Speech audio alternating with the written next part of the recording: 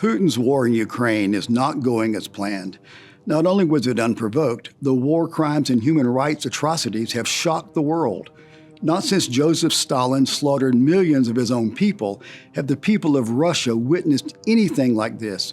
It is the largest military conflict in Europe since World War II.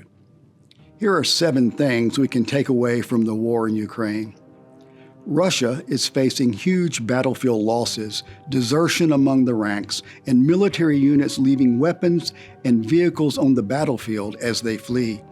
The military operation has been plagued with supply and logistical issues, with Russian forces frequently running short of both food and ammunition.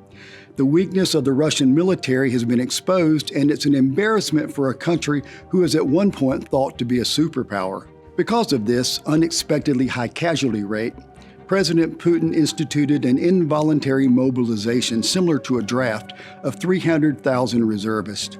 This is more than the size of the initial force that invaded Ukraine. Anti-war demonstrations have followed this decision, with hundreds of protesters arrested.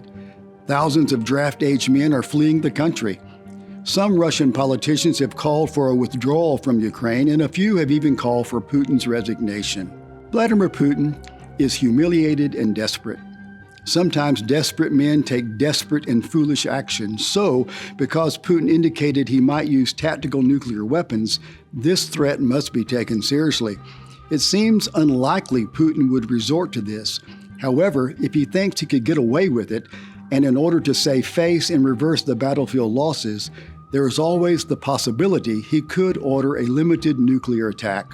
When a leader says, as Putin did, "This is not a bluff," it indicates that he has a credibility problem. It also represents a man with a personal self-confidence problem. Putin has been backed into a corner of his own making.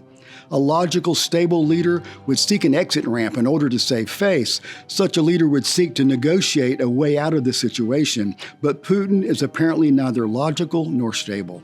The Biden administration takes this threat seriously. National Security Advisor Jake Sullivan stated that frank and stark conversations are ongoing behind the scenes between U.S. and Russian leaders, and this is good. The United States, as the only remaining superpower, is the only nation capable of exacting a high price on multiple levels if Putin does the unthinkable. However, not since the end of the Cold War has the world faced the possibility of a nuclear attack, and that is sobering. If Russia uses nuclear weapons in Ukraine, it will bring catastrophic losses to Vladimir Putin personally and politically.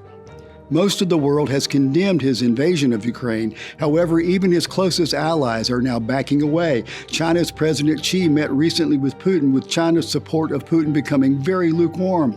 China is calling for Putin to de-escalate the conflict with Ukraine. Turkey's President Erdogan, after initially refusing to condemn Russia's invasion, is now calling for Russia to leave Ukraine, including Crimea. Russia is losing the war in Ukraine for now. If Putin orders a nuclear strike, it will turn into a catastrophic loss on every level. The world will never be the same, and neither will Russia. His removal from office, even his assassination, would be a possibility. In order to not be internationally ostracized, Russian leaders will instead attempt to make Putin the pariah and scapegoat. Human civilization is at the point where we cannot afford to live under the threat of the use of nuclear weapons. If the world were to give in to this type of nuclear extortion, it would be used again not only by Russia, but by other nuclear-armed aggressors like North Korea or, regrettably, someday possibly Iran. To continue hearing information on this topic, go to aclj.org.